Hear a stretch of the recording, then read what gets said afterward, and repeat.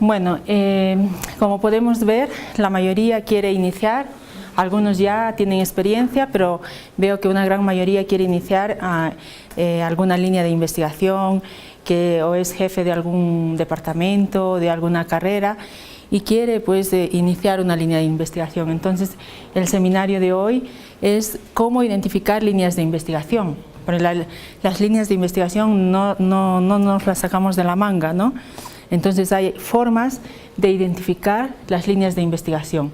Hay muchas formas, pero en este caso nos vamos a enfocar en lo que es el rol de la revisión de la literatura.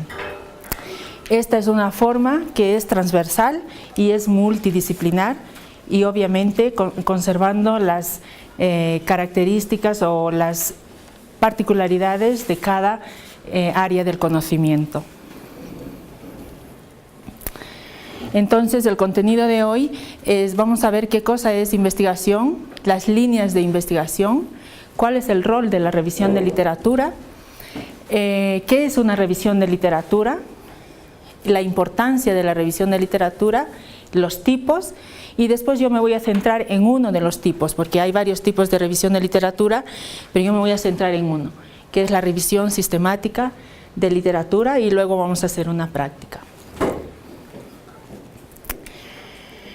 El objetivo de este seminario es saber cómo identificar líneas de investigación y conocer los tipos de revisión de literatura, porque este es un camino a través del cual podemos identificar y saber qué líneas de investigación implementar en nuestro departamento, en nuestro centro, en nuestra área de conocimiento. Bueno, ¿qué es investigación?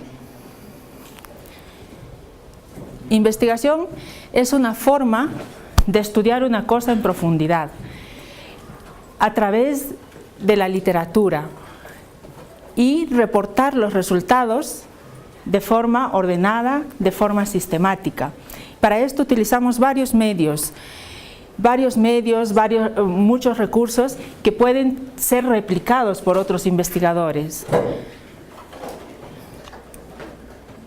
Las líneas de investigación surge de la experiencia que cada uno tiene en un área específica del conocimiento, de la experimentación, de la empiria, en un determinado contexto, y se refuerza y se verifica exactamente qué se ha hecho en ese campo a través de la revisión de la literatura.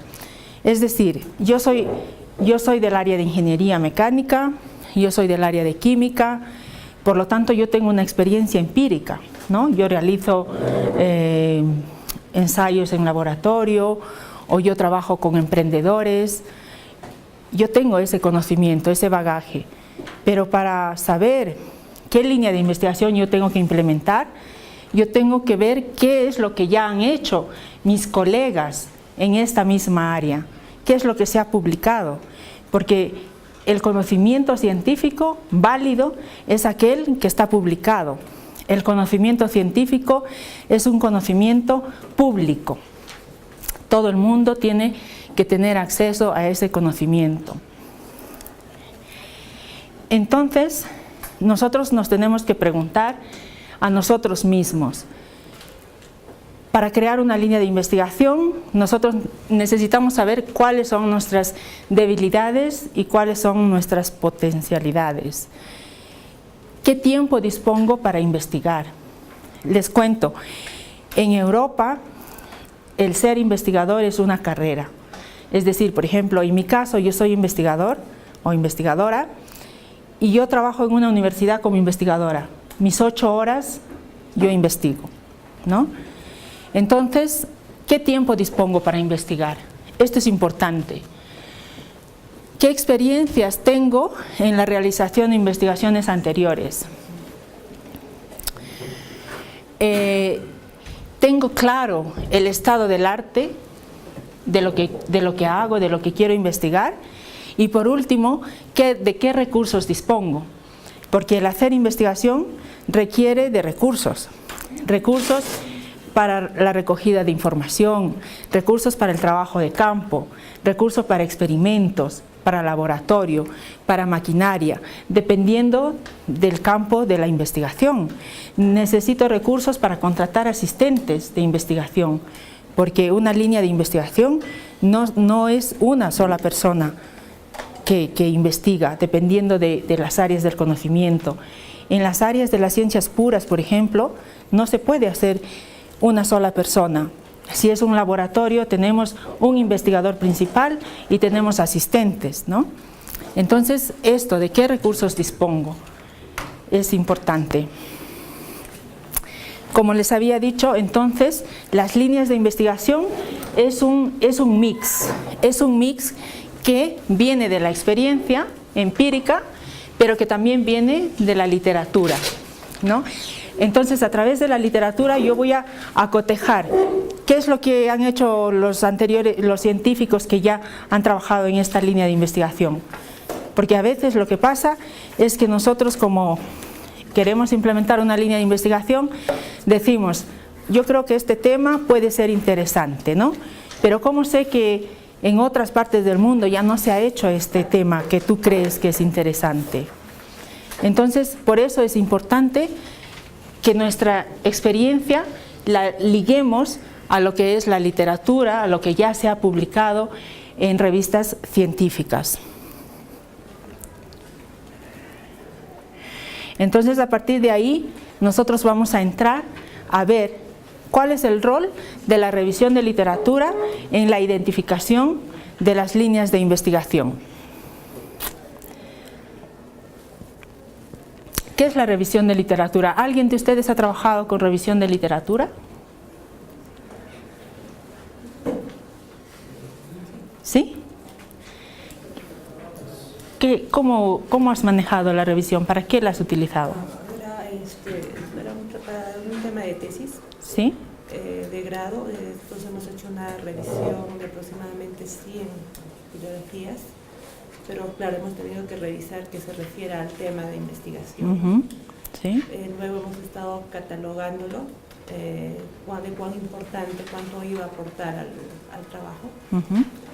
Y hemos tenido que hacer la indización, o sea, qué páginas podríamos utilizar. Perfecto. ¿Alguien más ha trabajado con revisión de literatura? La revisión de la literatura está relacionada con lo que es la revisión de los antecedentes. ¿De qué? De la revisión de antecedentes. Sí, los antecedentes. Los trabajos que anteriormente se han hecho a nivel nacional e internacional respecto a un tema específico. Sí, muy bien. ¿Alguien más ha trabajado con revisión de literatura? Yo creo que también es el tema de no solamente revisar textos que puedan existir, revistas especializadas, y ahora lo que tenemos bastante es el tema virtual, que son las bibliotecas virtuales, ¿cierto? Especializadas que existen, que nos pueden ayudar a identificar tal vez algunos temas que ya han sido creados, que ya han sido desarrollados, revistas especializadas indexadas, que ya hay artículos incluso que nos pueden ayudar y nos sirven como antecedentes, como nos dice un colega, ¿no? Sí, sí. Y en relación al tema del marco teórico, está ligado, ¿no?, la revisión de la literatura en relación a la construcción o el marco que existe, ¿no? Dentro de eso está. ¿Hay un nexo o es un tema diferente? Sí, hay un nexo, porque el marco teórico en realidad está compuesto por una revisión de literatura. Es decir, en el marco teórico tú pones los trabajos previos de los colegas previos en tu área, ¿no? Además hay nombres también: marco teórico, revisión de literatura, framework, hay diferentes. Recientemente asistí también a un evento y hablaban del balance bibliográfico, que es como que hacer un contraste entre los puntos divergentes que existen, porque un mismo punto puede tener varias miradas, ¿no? Entonces en el balance buscan hacer como que esa revisión. Sí, bueno, ese es un tipo de revisión de literatura. ¿Alguien más? Vale, pues entonces la revisión de literatura Es eso justamente lo que ustedes han explicado, y acá tenemos algunas definiciones de algunos autores, ¿no? Es la selección de documentos disponibles, como dice Tula, en revistas especializadas, en revistas que están indexadas.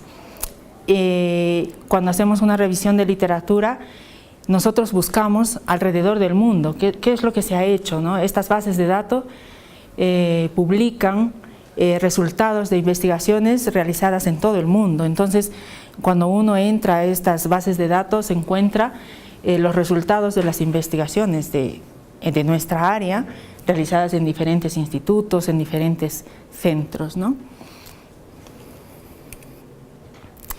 Bueno, la importancia de la revisión de la literatura, entonces, es identificar un problema de investigación y justificarla.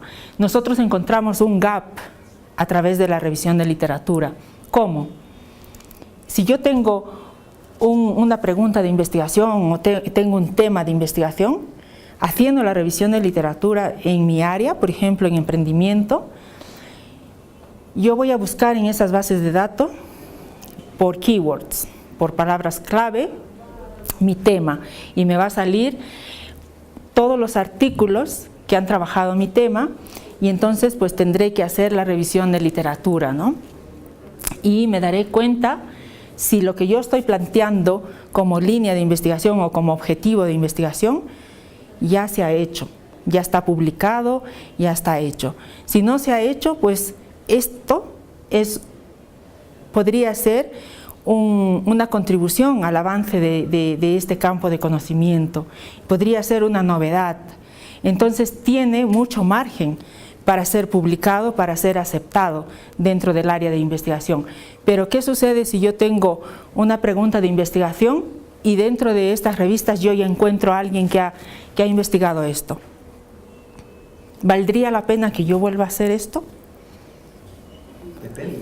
En ese sentido, tal vez no valdría la pena repetirlo, pero de repente adaptarlo a otro escenario, pero puede seguir en referencia o es el punto de partida para hacer otro tema que continúe. Sí, pero eso se llama replicación.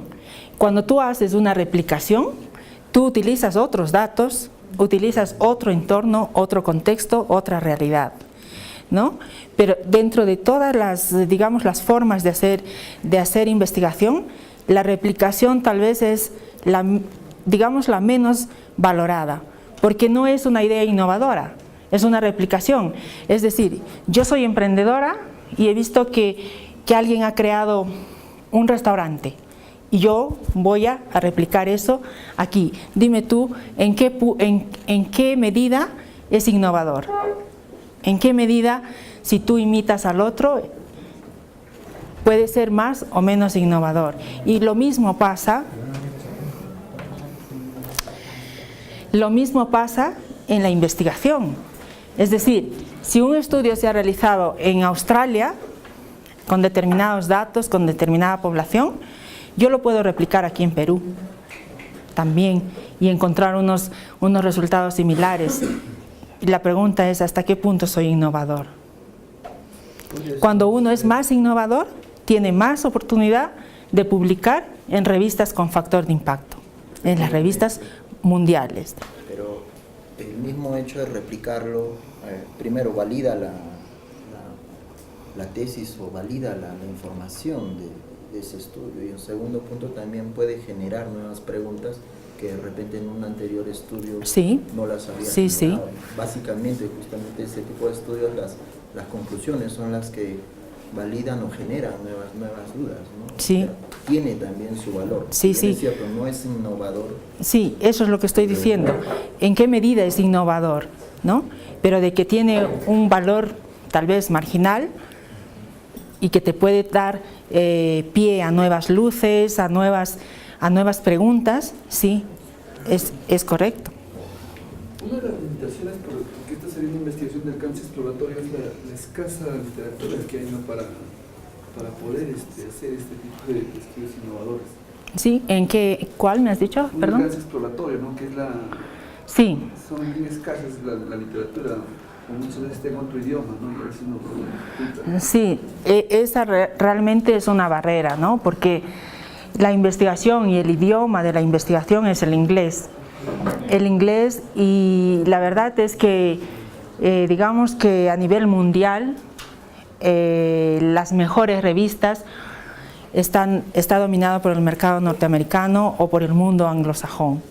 Entonces, si uno como investigador pues no digamos tiene esa limitación, se va a limitar a investigar en el mundo de nuestro idioma, ¿no? Que es el mundo del castellano. Y entonces vamos a encontrar los artículos que se hayan publicado pues en este idioma, y esa es una barrera, pero es una barrera con la cual tenemos que lidiar, porque a lo mejor tu tema en el mundo hispano no está muy desarrollado, pero en el mundo anglosajón ya está desarrollado, ¿no? Entonces hay que cuestionarse y preguntarse, ¿no? Si ya está desarrollado en el mundo anglosajón, ahora lo quiero desarrollar para el mundo hispano, los resultados serán los mismos, el impacto será lo mismo, esas cuestiones, ¿no? ¿Alguna otra pregunta? Sí. En cuanto a lo de innovación, hoy tocando el tema de la réplica de las situaciones que se hayan desarrollado en otras realidades, yo pienso que una investigación está dada para responder preguntas, solucionar un problema o aprovechar oportunidades que muchas veces las piensas hacer pero en tu ámbito. Y al hacerlas en tu ámbito y haber encontrado, por ejemplo, alguna iniciativa innovadora en otra, obviamente, si la replicas tal como está en esa realidad, no va a funcionar en la realidad en la que tú estás. Y de ahí que yo valoro, por ejemplo, desde este punto, desde esta connotación, que, por ejemplo, la réplica llevada a tus realidades, intentan no replicar una investigación, sino solucionar un problema o aprovechar la oportunidad de tu ámbito, ¿no? Y bajo esa perspectiva de solucionar un problema o aprovechar una oportunidad, definitivamente, ¿no? Lo que llamamos como réplica, obviamente, es aceptada bajo el término de lo que quiere lograr la investigación, porque la investigación debe de generar ese nuevo conocimiento que te solucione problemas o aproveche oportunidades, ¿no? Sí, claro, pero en este caso tú estarías pensando a un nivel, con una visión a corta distancia, ¿no? Porque cuando tú intentes publicar esto que ya se ha hecho, pues no te lo van a publicar, porque el conocimiento es mundial, el conocimiento no es local. Tú lo puedes realizar localmente, pero si es 100% innovador, este conocimiento se tiene que dispersar por todo el mundo, porque es un conocimiento científico. Si tú me pones un ejemplo de replicación, por ejemplo, concreto, podemos opinar. Yo te pongo un ejemplo concreto, por ejemplo. Yo hice un análisis de la inmigración, de los inmigrantes emprendedores en España, ¿vale? Y utilicé modelos econométricos para ver qué factores influían o impactaban directamente en ser emprendedor o no ser emprendedor. Entonces, yo este modelo, digo, ahora lo voy a replicar en Francia y voy a analizar los inmigrantes emprendedores en Francia y voy a utilizar las mismas variables y voy a medir el mismo impacto. Al momento de publicar, tiene un margen, una chance marginal de ser publicado, porque no hay nada innovador, excepto de que estoy utilizando a los inmigrantes en Francia y estoy utilizando a los inmigrantes emprendedores en España. Y el modelo econométrico es el mismo. Perdón, disculpe, ¿está haciendo usted ahí un estudio comparativo entre? No, individuales. Porque si fuera comparativo... ¿Está tomando mismos indicadores para medir? Sí, pero digamos que son publicaciones separadas. Ya. Porque si las dos las uno y hago un estudio comparativo, tiene un valor añadido, porque estoy comparando. Claro, Pero si yo hago un estudio para Francia y digo, este estudio lo voy a replicar en España, ¿cuál es el valor? Tal vez marginal, ¿no? Ahora, si me pones un ejemplo de una réplica, tal vez podamos discutirla.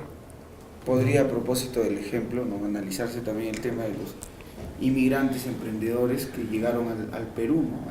Hay un tema, por ejemplo, de los chinos, los japoneses, luego los italianos que llegaron acá y comenzaron a emprender. Entonces podría darse, ¿no?, tal vez esa réplica. Sí, pero ahí tienes que ser creativo, ¿no? Entonces tú no puedes utilizar, digamos, han hecho Estoy haciendo la réplica, de la replicación, el ejemplo del... Claro, ahora tú puedes partir de una réplica, decir, voy a utilizar este mismo modelo económico y voy a añadir algo más que solamente hacer la réplica, ¿no? Porque a lo mejor hasta el resultado te sale igual. Digamos, tengo el factor A y B que tiene un impacto positivo y significativo sobre el emprendimiento de inmigrantes en España, y estos mismos factores tienen un impacto en Francia. ¿Cuál es la contribución? Uno de los comentarios que se hacía es de que el tema de innovación se da más en las ciencias de la ingeniería que en las ciencias sociales, ¿no? Es por eso que en algunos comentarios que he escuchado, hasta inclusive las ciencias que se dice ciencias de la administración, actualmente ya no deberían ser denominadas como ciencias, ¿no? Porque no hay mucha innovación en ese campo. Bueno, esa es una discusión, pero es una discusión en el mundo académico y en el mundo científico. Sin embargo, yo opino de que la innovación dentro de lo que son las ciencias sociales es menos perceptible.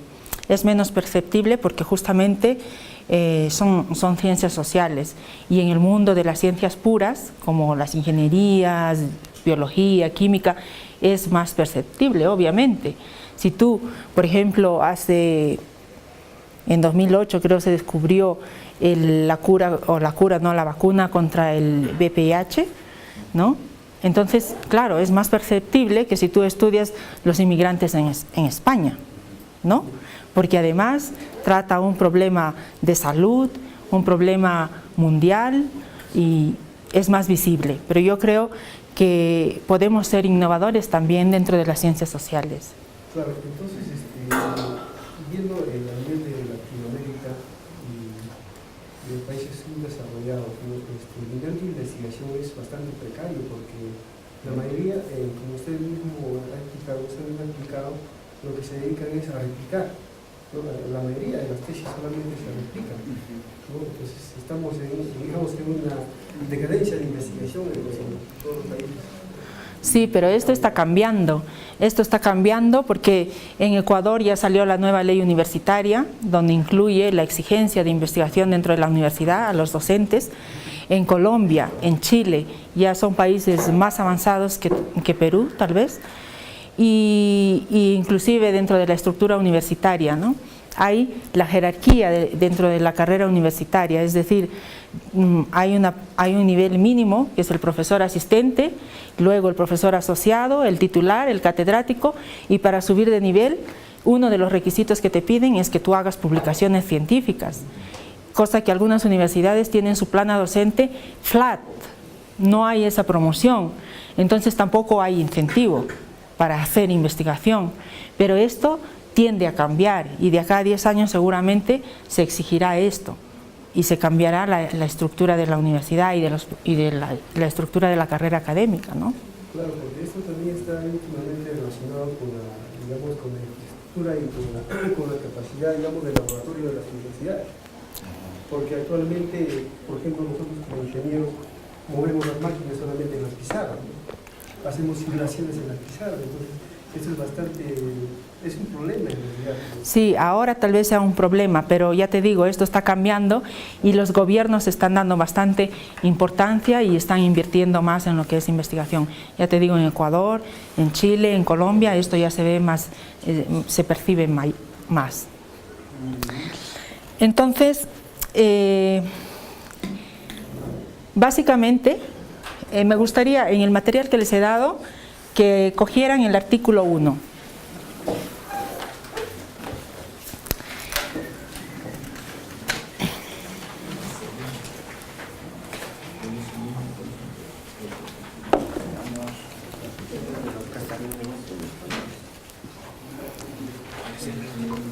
El artículo 1.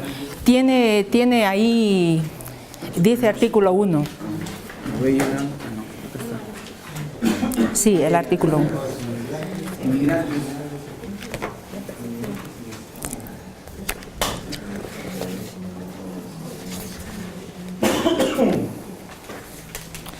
El artículo 1 porque vamos a mirar, buenas tardes, porque vamos a mirar que hay básicamente dos tipos de revisión de literatura. En el artículo 1, si nosotros vamos a la parte de la revisión de literatura,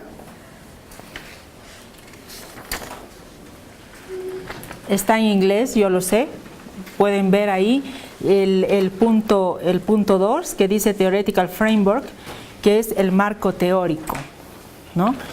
Entonces, nosotros tenemos dos tipos básicamente de revisión de literatura. Un tipo, el primer tipo es como este artículo. Hay muchos artículos que tienen este formato. Utilizamos la revisión de literatura para justificar o como parte de un artículo, ¿vale? Si pueden ver, la parte 2 es una revisión de literatura. Y luego, si cogemos el artículo número 2, que tienen ahí otro artículo,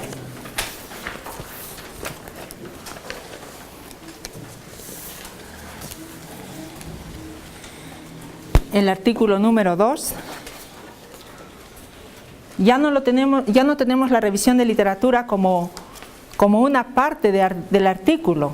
Tenemos la revisión de literatura como objetivo, es decir, todo el artículo es una revisión de literatura. Entonces, básicamente hay dos tipos de revisión de literatura. En esta parte,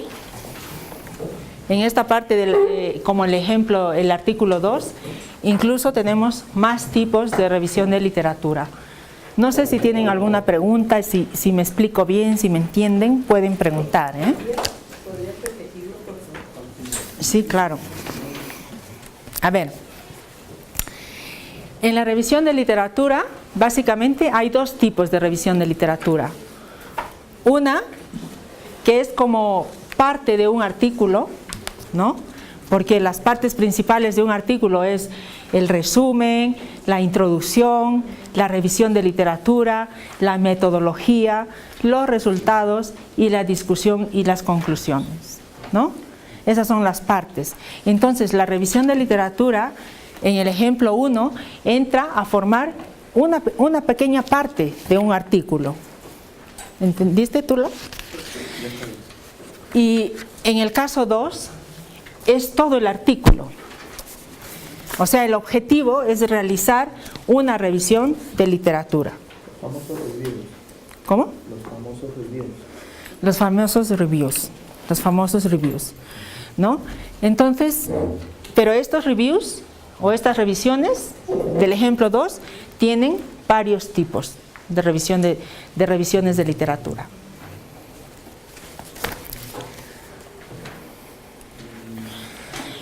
En el artículo 1, en el ejemplo 1, ¿para qué me sirve hacer la revisión de literatura entonces? Tenemos aquí que me sirve como marco teórico. Yo tengo un objetivo, ¿no? Estoy estudiando un tema. Entonces yo necesito contextualizar ese tema, ver qué cosas se ha hecho, qué han hecho mis colegas en esa área en estudios anteriores, qué se ha encontrado. Y con todo esto yo justifico hipótesis, ¿no? Yo planteo una hipótesis que la tengo que sustentar. ¿Y cómo la sustento? A través de la revisión de literatura, a través de las, digamos, de los puntos de vista o de los resultados diferentes. Porque a veces, por ejemplo, estoy revisando el capital humano y cómo el capital humano tiene un impacto en ser emprendedor o no ser emprendedor. Y para algunos autores, el resultado de sus estudios es que la educación superior tiene un impacto positivo para ser emprendedor y para otros tiene un impacto negativo. Entonces, esta revisión de literatura sustenta mi hipótesis, ¿vale? En el caso de estudios cualitativos, por ejemplo, también nosotros formulamos proposiciones que también tienen que ser sustentadas a través de la revisión de literatura. En este artículo podemos ver, si ustedes pueden ver, tenemos la revisión de literatura. Sí, en el Theoretical Framework. En el primer artículo, en el artículo 1. Si podemos ver el Theoretical Framework y podemos ver ahí todas nuestras hipótesis y cómo se ha justificado, ¿no? Por ejemplo, el punto 2.3.1 habla sobre la educación. Entonces aquí, ¿qué se ha hecho? Se ha revisado la literatura y se han encontrado resultados divergentes, ¿no? Para poder justificar las hipótesis que el autor se plantea. Igual, en el mismo caso, con la experiencia de trabajo, se revisa la literatura y se justifica la hipótesis que nos planteamos o que queremos probar con nuestros datos, ¿no? Entonces, este es un modelo, el primer caso de revisión de literatura. Pero no nos vamos a centrar en ello porque este modelo no nos sirve para identificar líneas de investigación. Dime. Lo que no tengo claro es, como título tengo revisión de literatura y luego dice formas y dentro de ellas dice luego revisión de la literatura. Sí, ¿sabes por qué formas? Porque los autores suelen llamar a la revisión de literatura Theoretical Framework, marco teórico, revisión de literatura, o a veces no le ponen el título, simplemente le ponen directamente el tema, capital humano o teoría de costes o de lo que sea, ¿no? Pero la mayoría utiliza marco teórico o revisión de literatura. Vale. Aquí nosotros tenemos el segundo caso, que es el segundo artículo. El artículo número 2 está dentro del segundo caso, que son que se encaja aquí, ¿no? Los tipos de revisión de literatura. Esta que tienen ustedes es una revisión de literatura sistemática. Pero nosotros tenemos la revisión crítica, tenemos la revisión realista, tenemos la umbrella, tenemos metaanálisis, revisión teórica, revisión descriptiva, narrativa, híbrida, una serie de revisiones, ¿no? Ahora nosotros nos vamos a enfocar en la revisión sistemática y cómo a través de la revisión sistemática encontramos líneas de investigación que podemos implementar en nuestro departamento, que podemos implementar en nuestro centro de investigación, o en nuestra tesis, o en nuestros proyectos de investigación.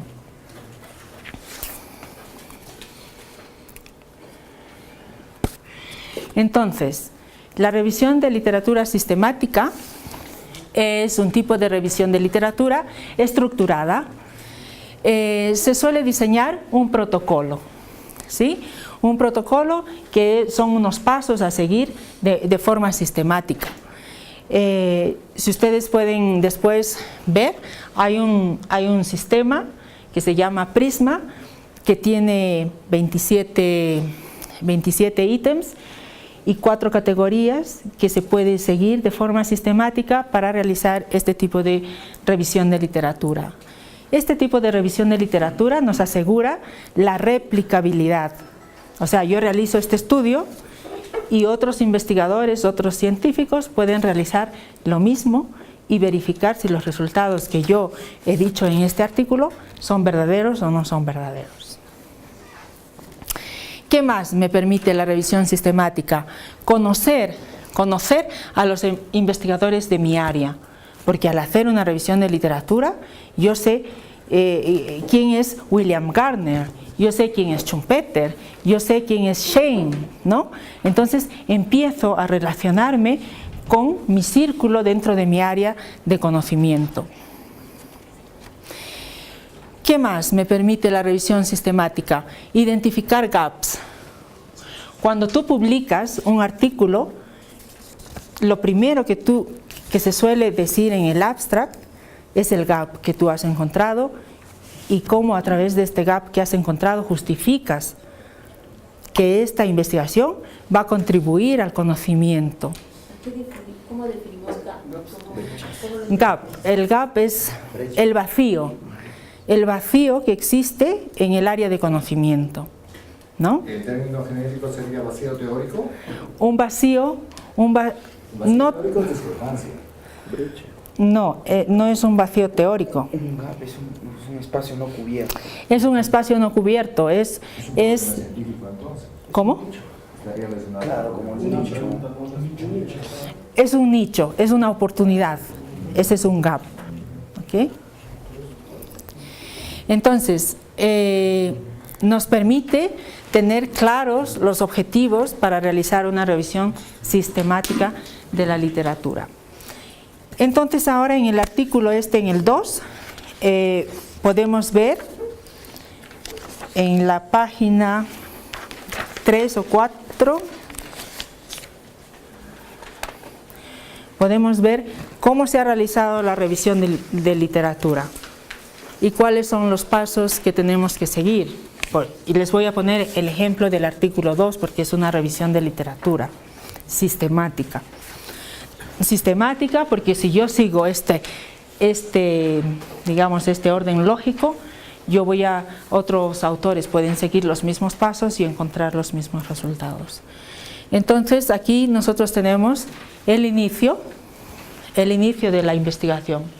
Ya tengo un tema, vamos a suponer, no sé, que alguien me diga qué tema tiene en mente investigar, por ejemplo, alguno de ustedes. Innovación en pymes peruanas, ¿no? De Huancayo, una cosa así. Innovación en pymes peruanas. Vamos a suponer que es un tema que aquí el investigador quiere saber, ¿no? Quiere encontrar líneas de investigación o quiere saber qué es lo que se ha hecho en el mundo en innovación de pymes peruanas. Entonces, lo que yo voy a plantearme primero son unos criterios de investigación, unos criterios de inclusión de material. Y entonces yo me planteo, por ejemplo, en este artículo que investiga, que hace una revisión de literatura sobre immigrant entrepreneurship, o sea, sobre la inmigración emprendedora, utilizas unos criterios para buscar los artículos que vas a incluir, ¿no? Y dices, por ejemplo, voy a incluir, un criterio puede ser la definición. ¿Qué cosa es immigrant entrepreneurship? Y yo voy a definir ese criterio. ¿Qué más? Voy a definir con qué clase de artículos voy a trabajar. Voy a trabajar con artículos indexados, voy a trabajar con artículos en general, indexados y no indexados, voy a trabajar con tesis, con libros, con working papers, voy a incluir todo, o voy a delimitar digamos, este gran contenido de material, ¿no? En este caso se ha delimitado solamente artículos de revistas indexadas, ¿vale? Pero ese criterio lo establece el investigador y lo justifica por qué, ¿vale? Otro criterio que se ha definido aquí es la cuestión del idioma. ¿Por qué? Tú puedes encontrar artículos que están escritos en diferentes idiomas y que son importantes, pero los investigadores a veces no dominamos todos los idiomas, ¿no? Entonces, un criterio para delimitar, es decir, me limito a incluir artículos solamente en inglés y los otros idiomas no, porque tengo una limitación, ¿no? Otro criterio puede ser la definición de qué es immigrant entrepreneurship, porque en la literatura podemos encontrar un montón de definiciones de diferentes autores, pero nosotros nos acogemos a esta definición y buscamos los artículos que tengan esta definición y solamente ellos incluimos en la revisión de literatura. Luego empezamos a buscar los artículos, utilizamos las bases de datos, Google Scholar, utilizamos ¿cuál? PubMed, para medicina, hay otras para EconLead, para economía, de repente para ingeniería, no sé qué bases de datos utilizan ustedes. Las publicaciones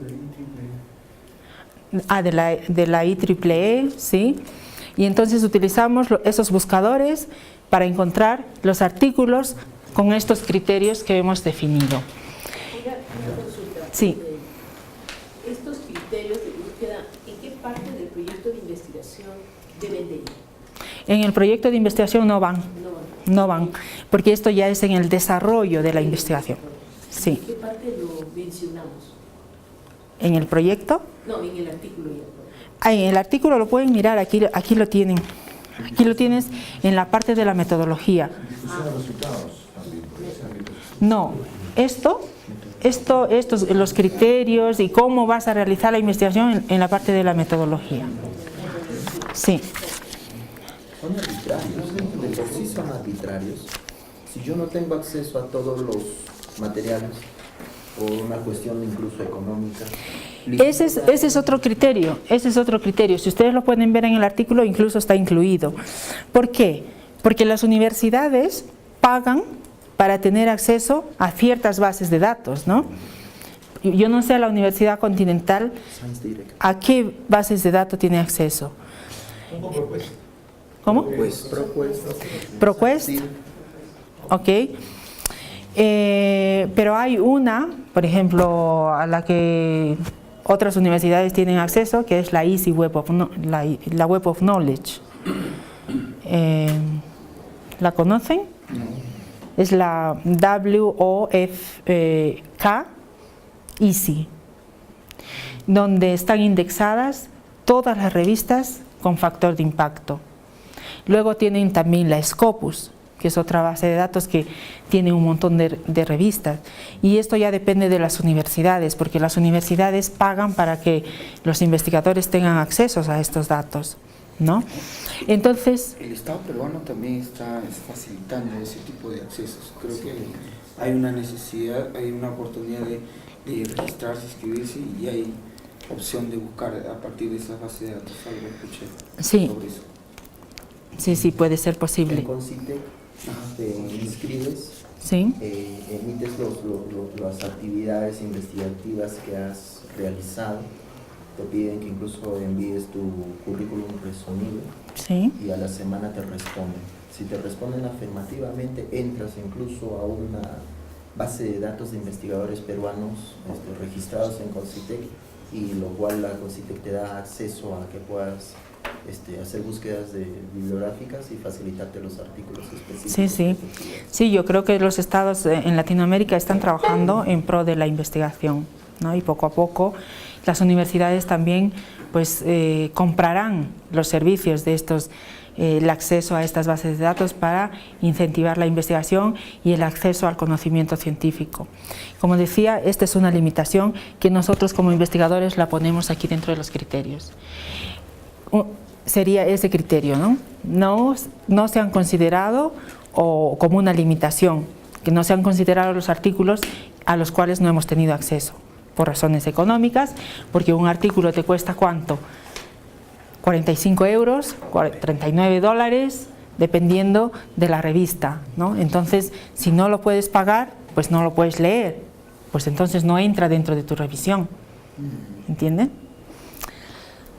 Entonces, una vez que hemos hecho la búsqueda, que hemos establecido los criterios, pasamos a la búsqueda.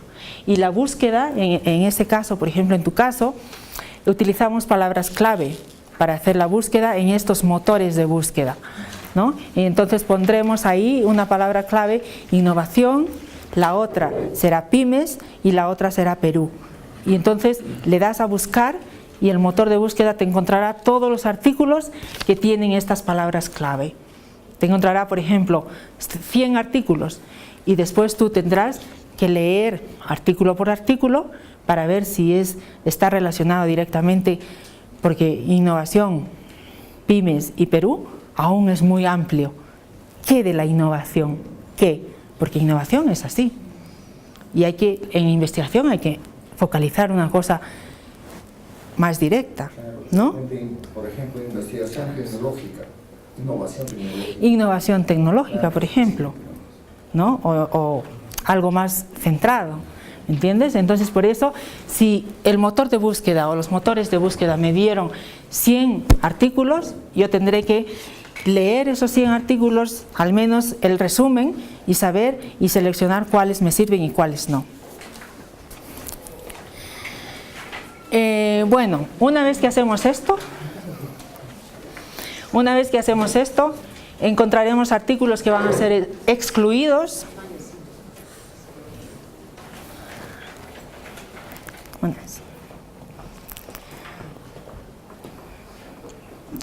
Una vez que hacemos la búsqueda, pues y leemos, ¿no? Revisamos los artículos, vemos qué es lo que queremos, vamos a encontrar artículos que son excluidos y vamos a quedarnos con algunos que van a ser seleccionados, ¿no? Que es una primera criba. La primera criba.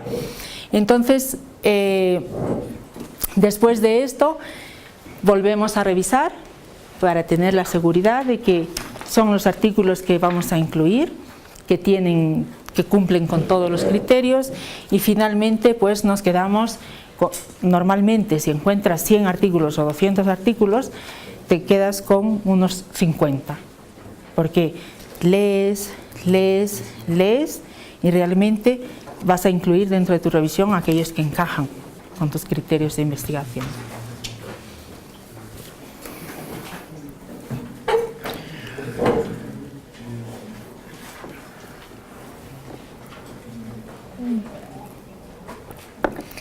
¿Ves? Aquí tenemos los criterios de investigación que en este artículo... Sí, dime. Una pregunta. ¿La revisión a pares es parte de un proceso como el que ha mencionado o eso es tan solo para el momento de la publicación? No, la revisión de pares es al momento de la publicación. Cuando tú remites el artículo, ahí sucede la revisión de pares. Al momento de hacer tu artículo, tu investigación, tú lo puedes trabajar de a 2, de a 3, eso ya es en coautoría, ¿no? Con tus coautores tú puedes trabajar esta investigación. ¿No hay algún control interno en todo caso al fluprograma que usted nos mostraba? Porque bueno, han sido criticadas, incluso en Lancet han salido las evaluaciones de reviews respecto a nuevos fármacos, porque ya que tienen una fuerte inversión hay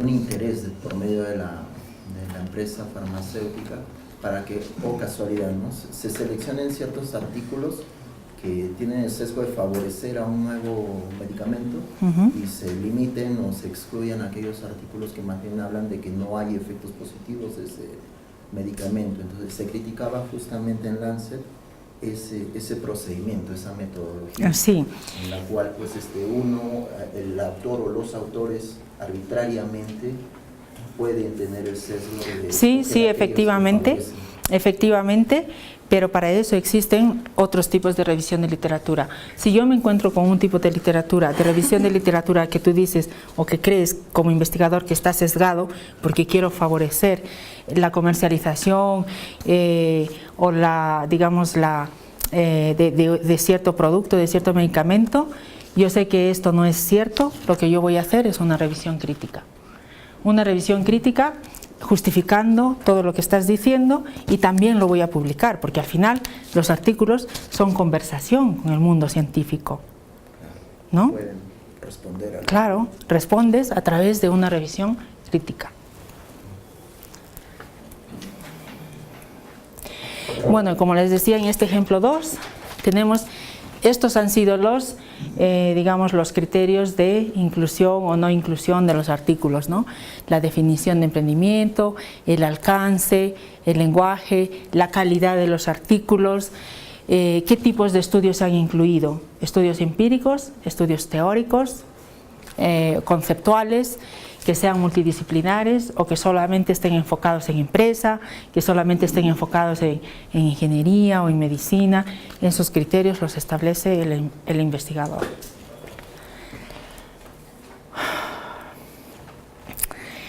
Bueno, esto, lo que les decía, esta es la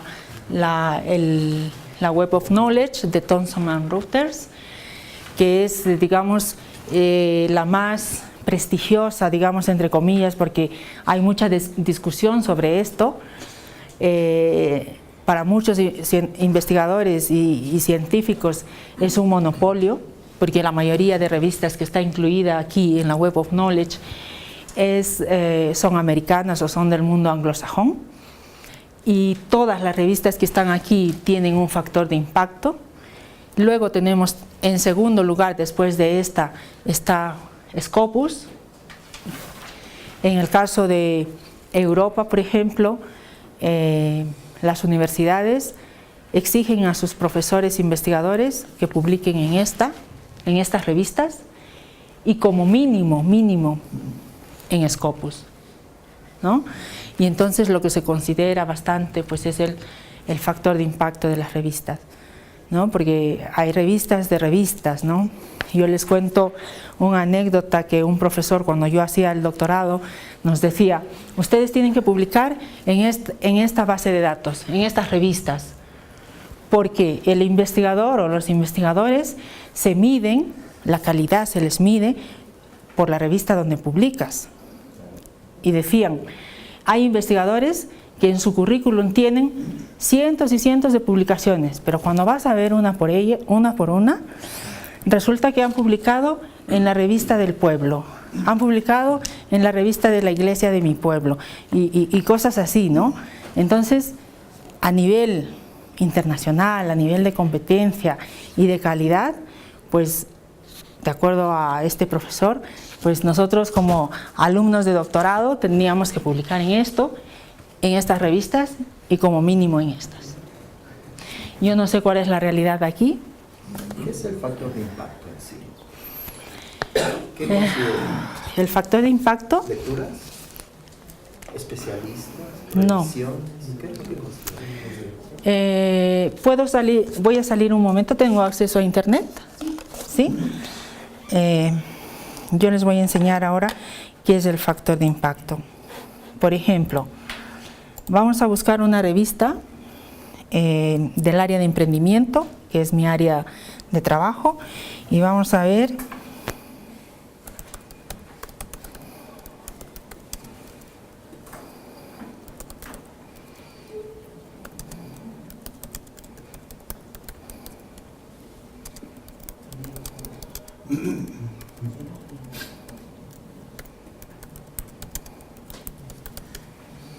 impacto factor.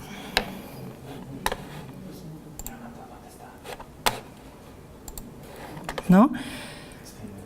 Otra forma cuando trabajamos dentro de investigación y no tenemos acceso. ¿Qué pasa con el vídeo?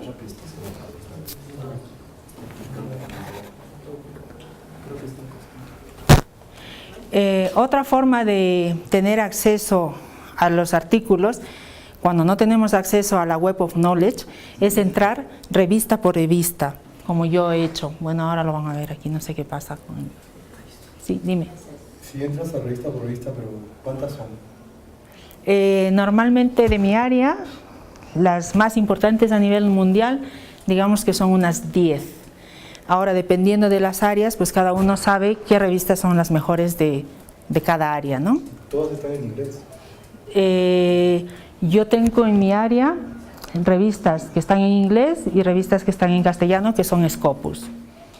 O sea, eso varía, depende de las áreas del conocimiento. Entonces tenemos aquí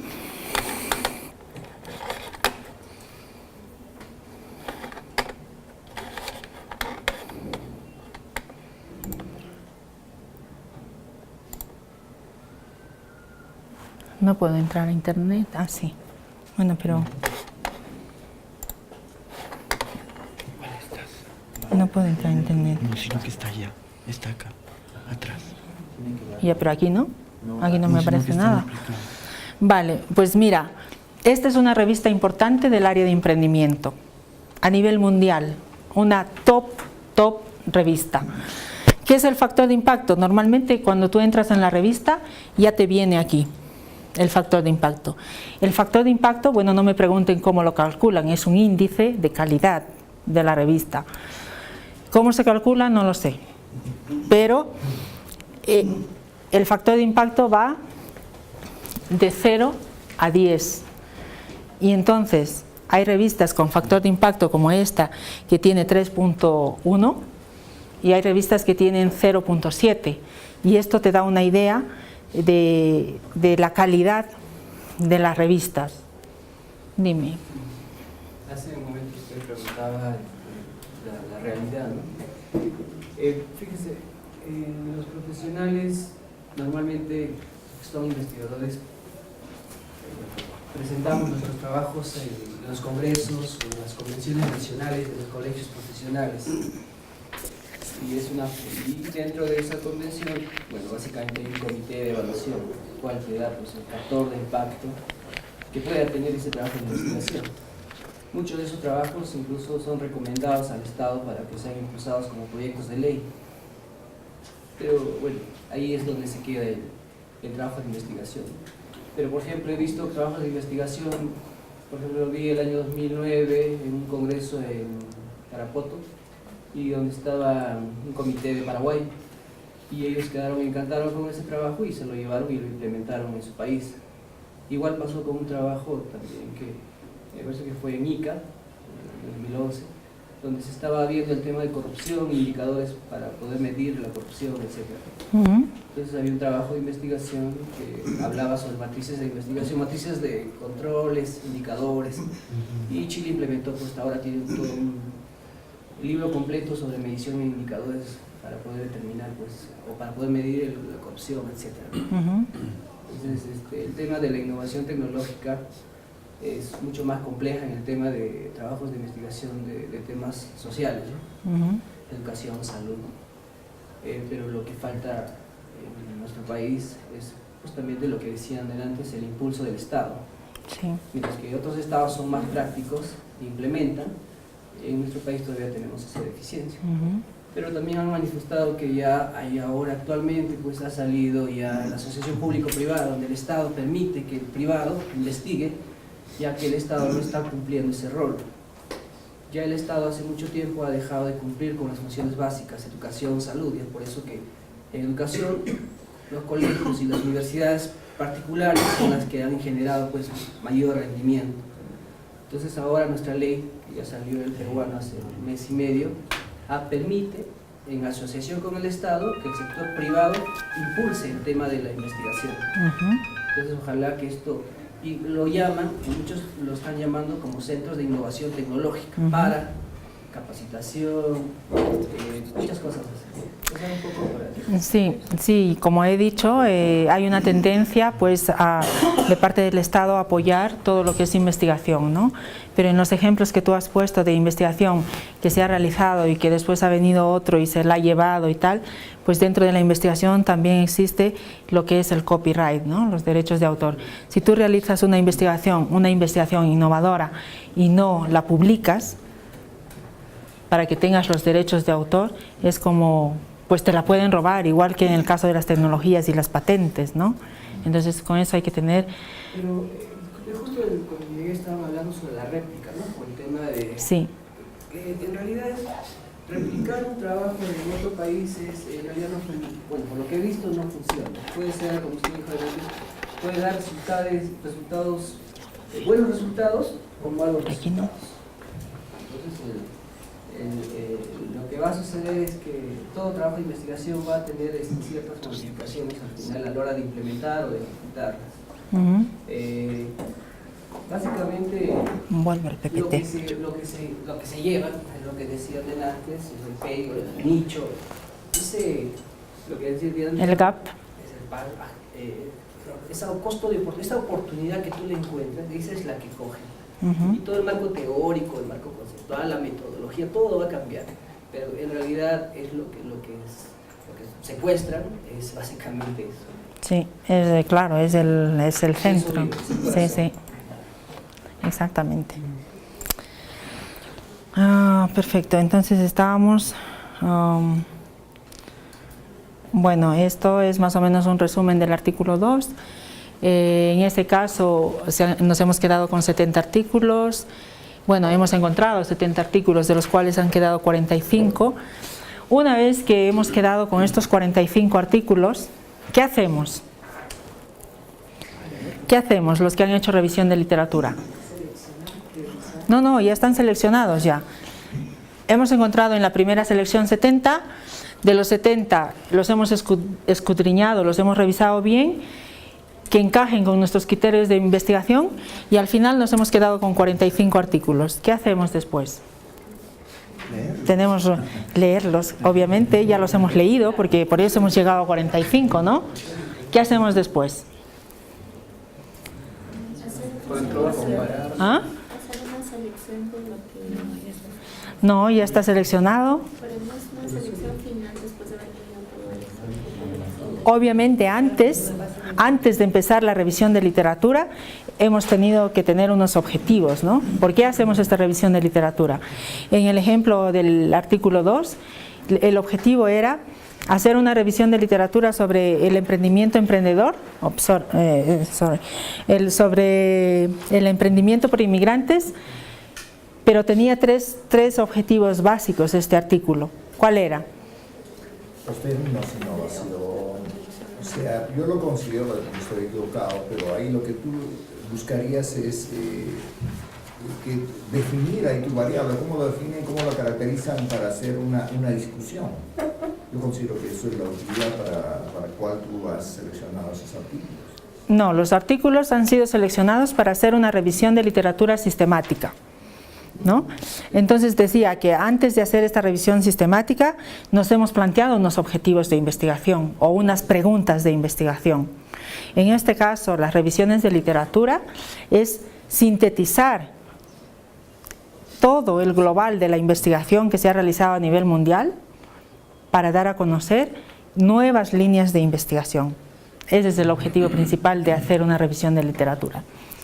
Entonces, con esos 45 artículos que nosotros ya hemos seleccionado, hay muchas maneras de hacerlo, pero en este caso se ha creado una base de datos en Excel para hacer un text mining. Entonces, sí. El tema de ya tener los artículos, normalmente cada artículo tiene un tiempo, un momento, ¿no? El autor de repente, he visto artículos parecidos del año 80 con otro del 2000. Sí. Puede ser por la visión del investigador. Entonces, normalmente lo que hacemos es ordenar los artículos de acuerdo a la secuencia con el cual se van estableciendo, ¿no? Sistemáticamente pareciera que se puede conformar incluso un libro completo porque cubre ciertas secuencias. Sí. Y es una parte donde a veces encuentras dos que están casi iguales. Sí. Sí, entonces decía, en una tabla de Excel tú creas una base de datos y extraes las variables de acuerdo a tus preguntas de investigación, ¿no? Por ejemplo, para mí podría ser una variable importante el año que se ha publicado el artículo. ¿De qué país es ese artículo? ¿Qué más podrían ser variables? El número de coautores, porque no es lo mismo escribir un artículo solo que escribirlo con 5 personas, ¿no? No es lo mismo. Entonces, uno va, de acuerdo al objetivo de la investigación o a la pregunta de investigación, uno va sacando las variables, va haciendo text mining y va sacando las variables y las va poniendo en una hoja Excel, porque después al momento que yo quiero hacer un análisis estadístico o unos gráficos estadísticos, por ejemplo, yo veré por rangos de tiempo, por ejemplo, dónde se ha publicado o en qué rango de tiempo se ha publicado más artículos relacionados a este tema, ¿no? O qué países publican más en este tema. Bueno, una vez que tenemos esa base de datos en Excel, hemos extraído las variables de acuerdo a nuestras preguntas de investigación y entonces comenzamos a poner los resultados, a escribir los resultados que encontramos, ¿no? También, si queremos, podemos hacer un resumen como esta. Aquí, en este artículo, por ejemplo, se muestra todos los 45 artículos que han sido seleccionados, se muestra quiénes son los autores que han escrito estos artículos, se muestra en qué revistas se han escrito, se muestra el factor de impacto de los artículos, ¿vale? Y se muestra qué tipo de estudio o de investigación es. Si es un estudio empírico o si no es un estudio empírico o si es un estudio teórico. ¿Qué tipo de investigación?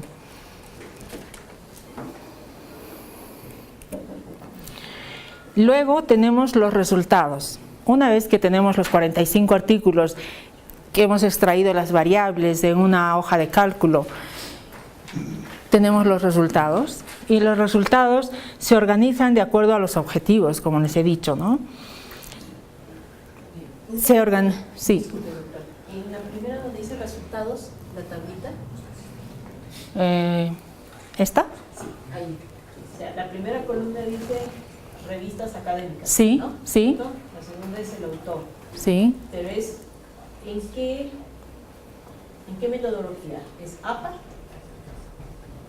No. APA. ¿O solamente se coloca el nombre nada más y el año? Y no, a ver. Es el número de papers, o sea, ¿cuántos papers de esa persona? ¿Así es? APA no es una metodología. APA es un estilo de referencias bibliográficas. Y lo que aquí se muestra es el número de artículos publicados por este autor en esta revista. Por ejemplo, aquí tenemos 3 artículos que son de estos autores publicados en esta revista. ¿Entiendes? ¿Y el factor de impacto cómo? Y el factor de impacto corresponde a la revista. ¿Ese dato de dónde lo obtenemos? ¿De la revista? Si entras a la página de la revista, te muestra el factor de impacto, te muestra la editorial, si es Wiley, si es... sí, es un factor de impacto que mide la calidad de la revista. Gracias. Y bueno, pues una vez que tenemos todas nuestras variables, todos nuestros datos en Excel, empezamos a crear las categorías de análisis y comenzamos a escribir el artículo. Creo que la creación de categorías de análisis, ¿han trabajado con creación de categorías de análisis? ¿No? Bueno, crear categorías de análisis también es otra técnica, es otra metodología. Yo creo que aquí no es momento de profundizar. Sin embargo, pues se crean las categorías de análisis y una vez que tenemos ya todo este conglomerado de resultados y de tablas de Excel y de todas las variables, comenzamos a escribir el artículo. Bueno, hemos llegado al final. Para concluir, se les ha dado dos artículos más. Uno creo que es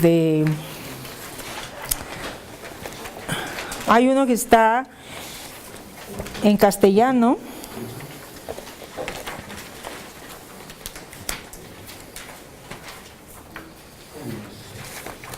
Hay uno que está en castellano que es de Alonso Nuez, y hay uno de Liñán, que también es una revisión sistemática de la literatura. Me gustaría que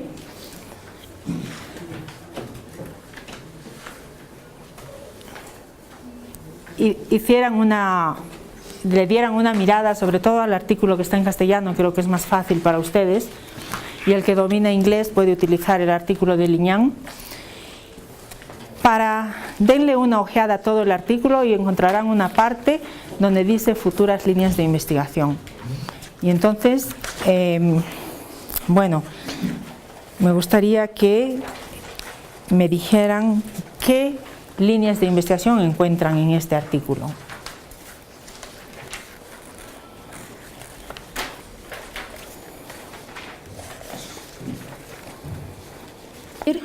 Pues nosotros tenemos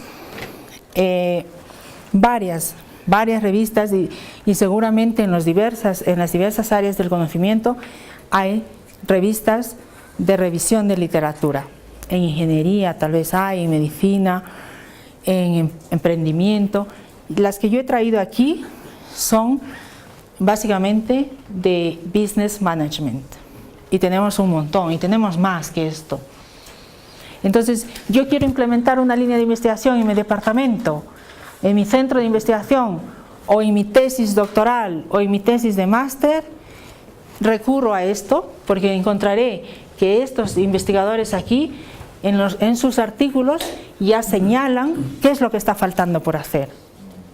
Y eso me dará una luz, me dará una guía para yo decidir qué línea de investigación voy a implementar.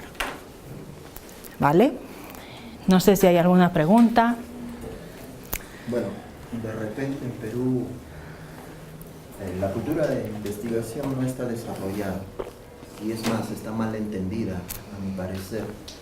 Puesto que hemos tenido incluso casos sonados en la televisión de doctorados que se han analizado y se han encontrado de que más del 50% del contenido, incluido el marco teórico que no citaba fuentes, eran copia, hasta fiel de estudios. El plagio, ¿no? El típico plagio. ¿Hay algún tipo de, bueno, me imagino que sí de sanción, pero de software gratuito que nos permita a nosotros cuando ejercemos la docencia, no a nivel de investigación, sino a nivel de docencia, determinar si un artículo o un análisis o un resumen es un plagio? Es un plagio.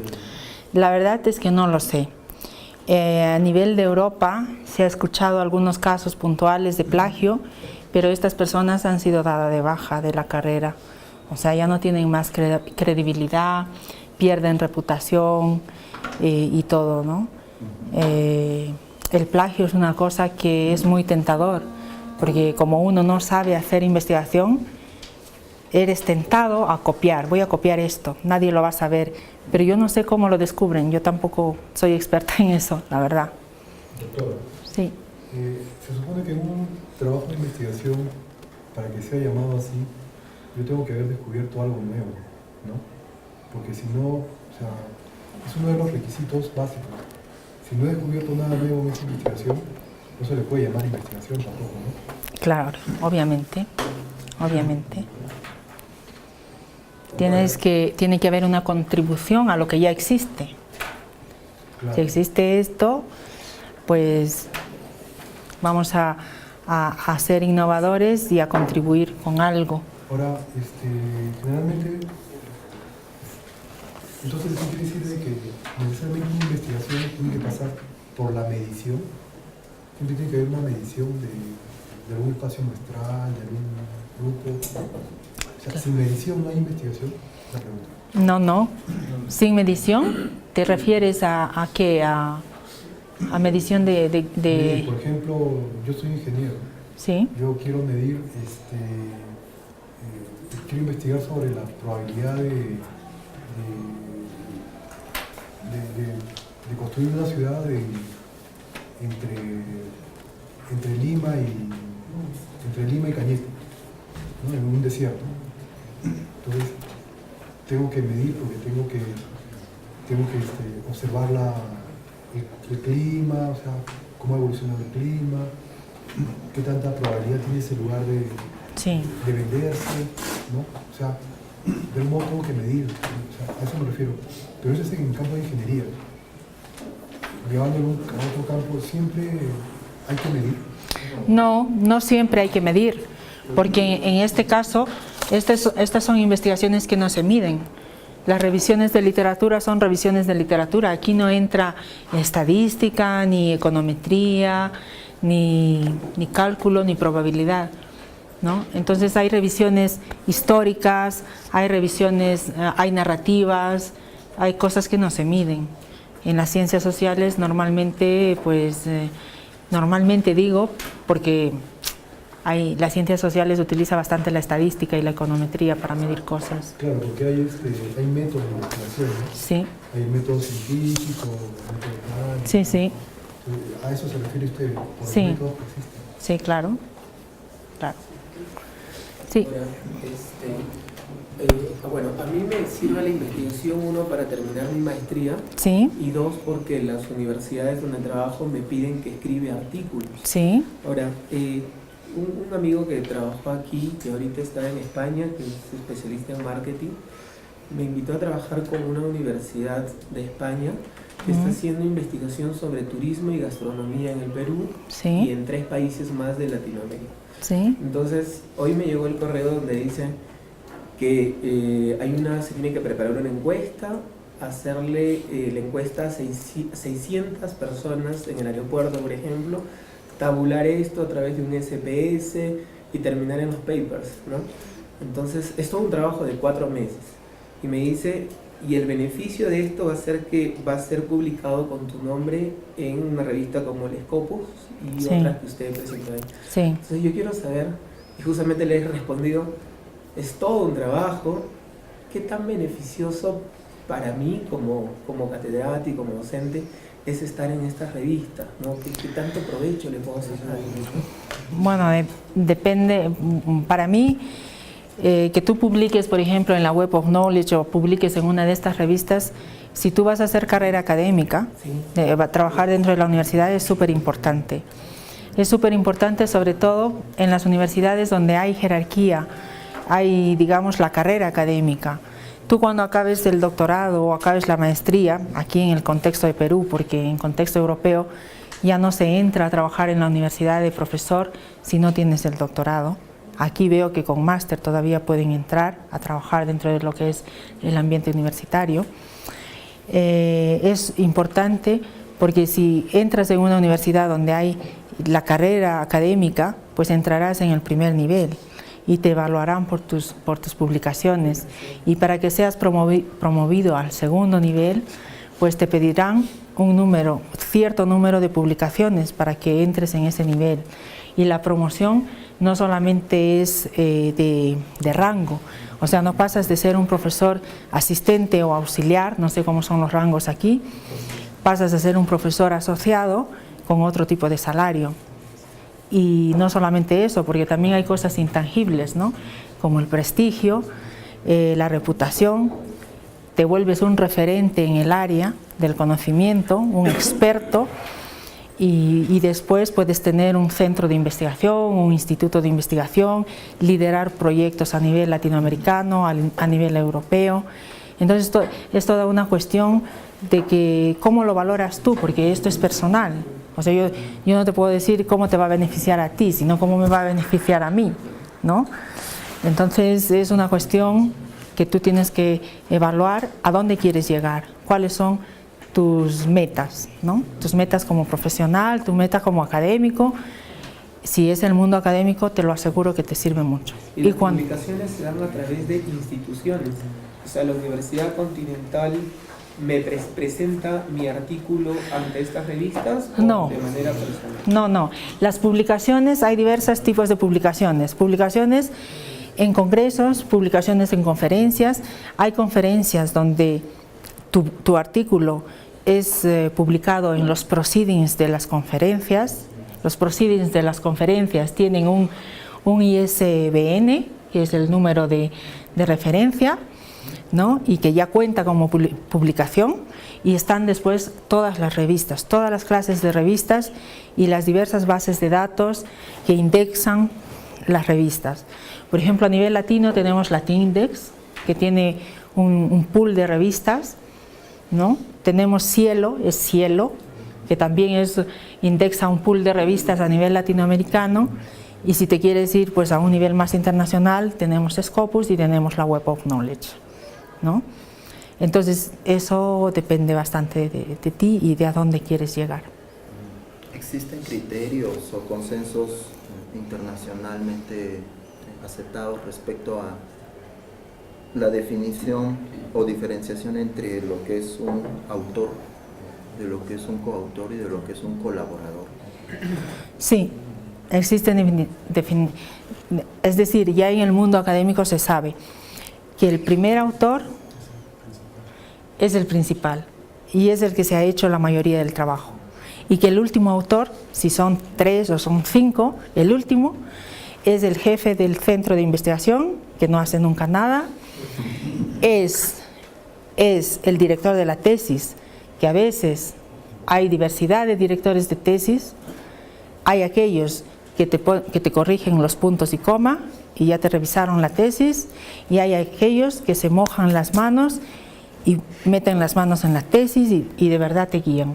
Entonces hay una diversidad, hay un gran abanico de supervisores de tesis. Doctora, para empezar, para iniciarte como investigador, uno siempre tiene que primero empezar con alguien que ya ha investigado, ¿no? Lógicamente, eso es importantísimo.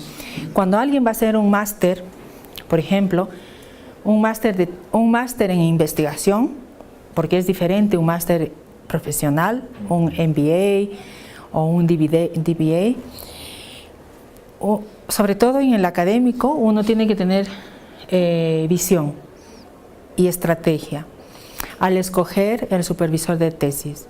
Normalmente tú entras en la universidad y dices, vale, voy a buscar a alguien que me dirija mi tesis. ¿Quién es el óptimo? Mira su perfil, su currículum, mira si tienes publicaciones y lo escoges. Porque si hay un profesor que no tiene nada, pues no te enseñará nada, no te enseñará a publicar. ¿Me entiendes? O sea, no quiero decir que no te enseñará el conocimiento del área, tal vez, pero a publicar y a investigar no te enseñará. Entonces, con eso hay que tener mucho cuidado, porque si no se hace un ciclo vicioso. Escoges a alguien que no sabe publicar, que no sabe investigar, y tú seguirás los mismos pasos. Entonces hay que tener cuidado al escoger director de tesis, director de máster, director de proyectos. Es importante. Mejor dicho, doctora, uno tiene que ir tejiendo su propio campo, ¿no? Claro, su propio campo, su propia red de contactos, porque al final te vas a relacionar con otros investigadores, ¿no? Es así. ¿Alguna pregunta más? Doctora, sí. Una consulta. Cuando uno establece las líneas de investigación, ¿estas deben ser monodisciplinares, interdisciplinares o transdisciplinares? ¿Qué es aconsejativo? Esto depende del área de investigación. Si tú tienes un área de investigación que puede ser multidisciplinar, pues lo aprovechas. Hay áreas de investigación que no dan pie a ser multidisciplinares, ¿no? Por ejemplo, la cuestión del emprendimiento es un área transversal a todas las áreas del conocimiento, porque uno puede ser emprendedor dentro de las ingenierías, ¿no? Puede ser innovador dentro de la medicina.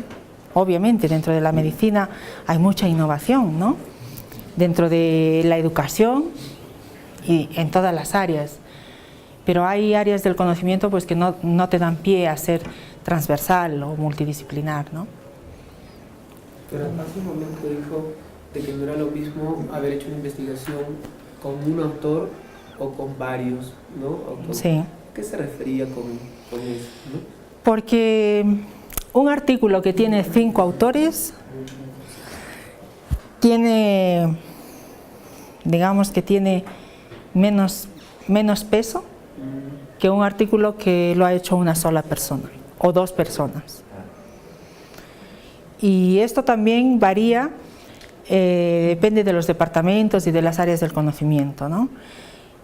Hay algunos departamentos que sacan un artículo y el autor, el que realmente ha trabajado en la investigación, está obligado a poner a las 10 personas del departamento como coautores, ¿no?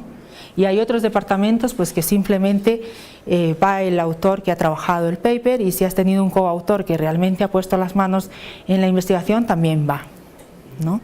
Pero sí, al momento que cuando tú aplicas para un proyecto, para financiación de un proyecto, por ejemplo, hay organizaciones que te evalúan el orden de los autores, la posición de los autores, porque ellos ya saben ya quién es el primer autor, quién es el que ha trabajado más, ¿no? Ya lo saben. Doctora, sí. Para publicar un artículo en una de esas revistas top, sí.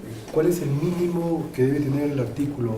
¿Una página, 2 páginas, 3 páginas? No, eso lo estipula la revista. La propia revista te pone el número de páginas que tiene que tener el artículo, todos los criterios te lo pone la propia revista. No sé si aún tengo acceso a internet. No, pero aquí no, aquí en mi monitor no lo veo.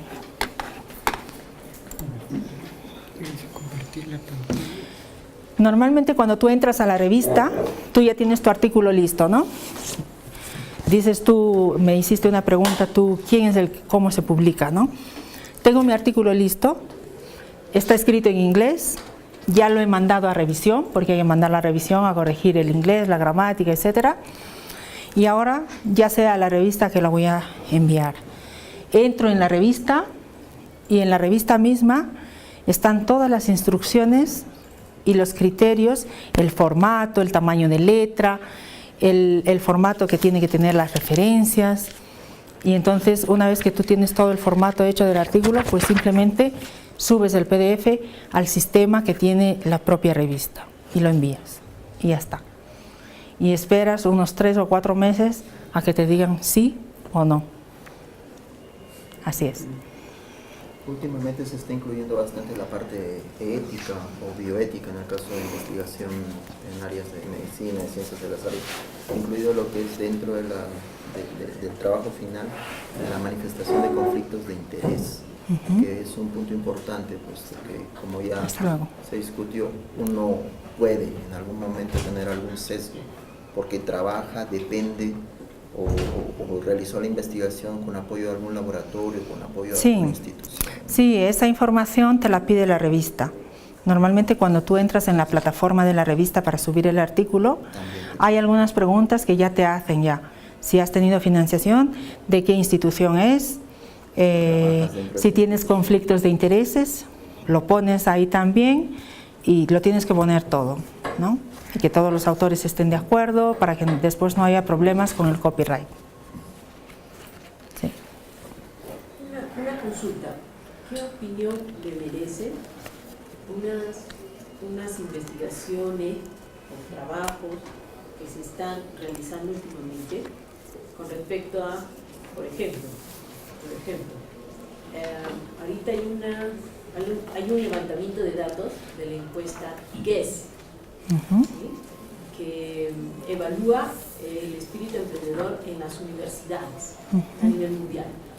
Entonces, lo que se está haciendo es recopilar información de las instituciones en cada país, y en cada país se centraliza en una universidad y de esa universidad captura información de otras universidades aplicando encuestas.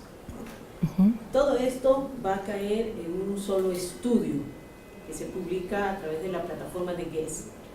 Ahora, eso, ¿qué tan importante puede ser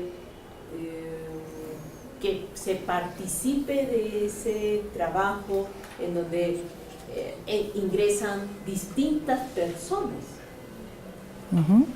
Solamente serían colaboradores, más no autores.